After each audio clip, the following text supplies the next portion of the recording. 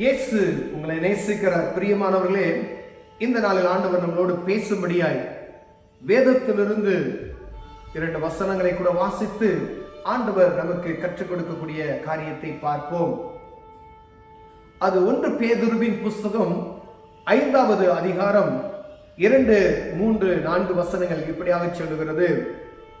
உங்களில் உள்ள தேவனுடைய மந்தையை நீங்கள் மேய்த்து கட்டாயமாய் அல்ல, மனப்பூர்வமாய் அவலட்சமான ஆதாயத்திற்காக அல்ல, உற்சாக மனதோடும் சுதந்திரத்தை இருமாப்பாய் ஆளுகிறவர்களாக அல்ல, மந்தைக்கு மாதிரிகளாகவும் கண்காணிப்பு செய்யுங்கள்.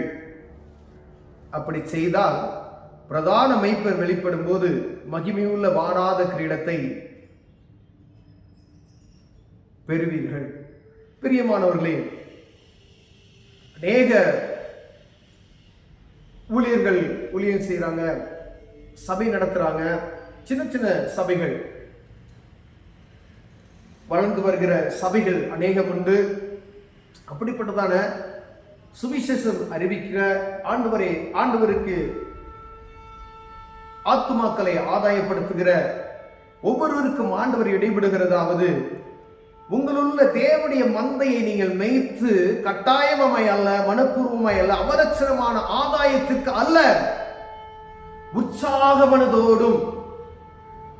ஆண்டவர் நம்மிட ஒரு மந்தையை கொடுத்திருக்கிறார். 1 ஆடோ 2 ஆடோ 3 ஆடோ 5 ஆடோ 10 ஆடோ. இந்த 10 ஆட்டை மேய்ப்பதற்கு மனப்பூர்வமாய்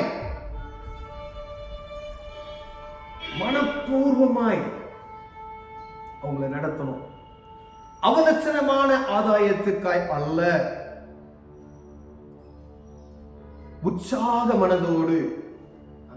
எத்தனை பேர் இருந்தாலும் சரி, ஒரு ஆத்மாவுக்கு நீங்க சுவிசேஷம் கொடுத்தா அவங்களுக்கு மனப்பூர்வமாய் எப்படியாவது சுவிசேஷத்தை அறிவிக்க வேண்டும், நேரங்களை தியாகம் செய்ய வேண்டும்.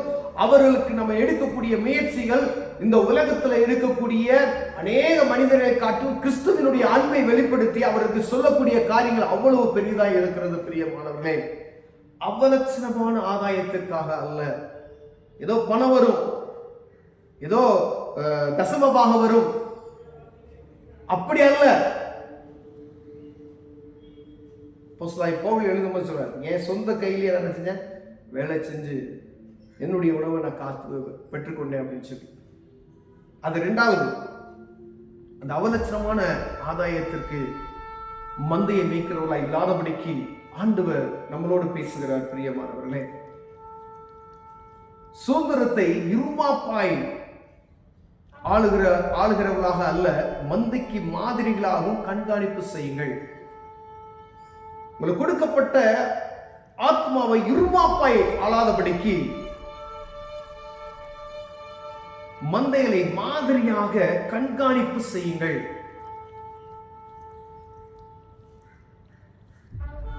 மந்தைக்கு மாதிரியாக கண்காணிப்பு செய்யுங்கள் என்று ஆண்டவர் சொல்கிறார். அப்ப பாருங்க, நீங்க போய் டீச்சிங் படிச்சுட்டுலாம் வரணும் இல்ல, இந்த வசனத்தை ஆண்டவர் சமூகத்தில் தியானித்தாலே போதும். இவங்களை நடத்துகிறது எப்படி, அவங்களை நடத்தணும், கண்காணிப்பை மாதிரியாக அவங்க நடத்தணும். ஏன்னா நம்ம கிட்ட படிச்சவங்க, நம்ம கிட்ட போதிச்சு, நம்ம கிட்ட வார்த்தைகளை கேட்டுக்கொண்டவங்க ஒரு வேலை அவங்க போய் ஒருத்தர் நடத்துறாங்க அப்படின்னா நம்மகிட்ட என்ன இருக்கோ அவுட்புட் அவங்க என்ன செய்வாங்க, அதை செய்வாங்க. அவலட்சணமான ஆதாயத்தை அவங்க உங்ககிட்ட பார்த்தாங்கன்னா அவங்க அதை தான் செய்வாங்க. இருமாப்பாய் ஆளுகிற ஒரு எண்ணம் உங்களுக்குள் காணப்பட்டுச்சுன்னா அவங்க என்ன செய்வாங்க, அவங்க ஒரு 10 பேர்த்து இருமாப்பாய் அப்படியா அப்படின்னு சொல்லி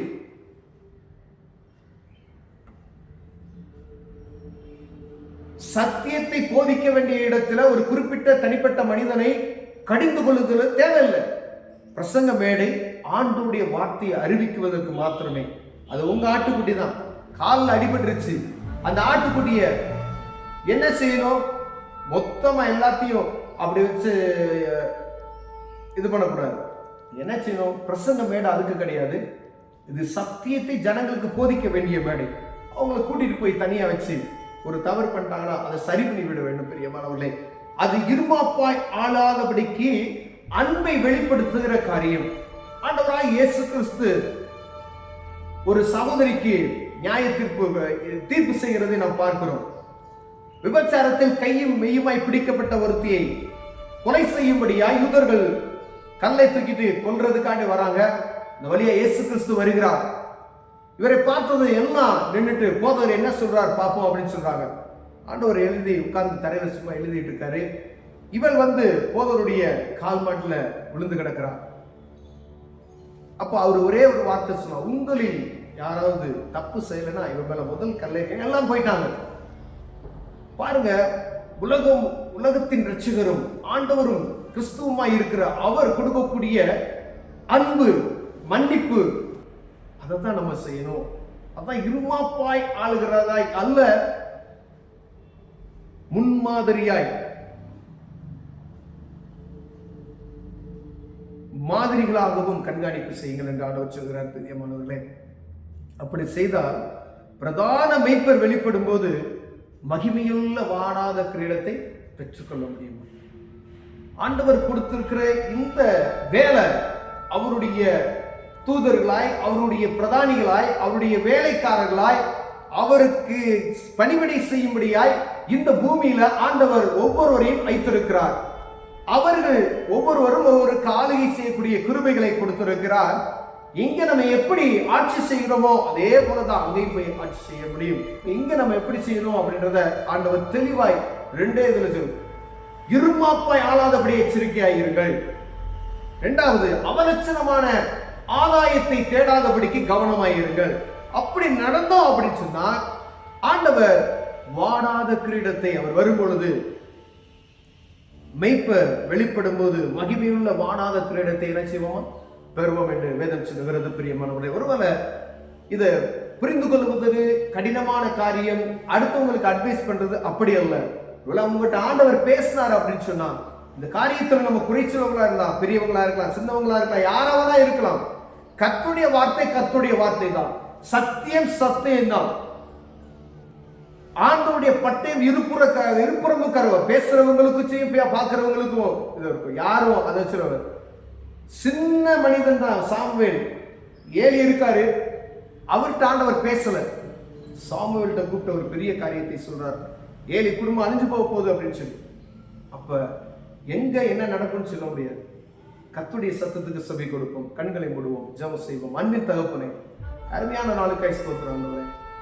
இருமாப்பாய் ஆளாதபடிக்கும் ஆண்டவரை மந்தையை மேய்ப்பதில் அவலட்சணமான ஆதாயத்தை தேடாதபடிக்கும் எங்களை காத்துக்கொள்ளும். இயேசுவின் நாமத்தில் பிதாவே, ஆமென்.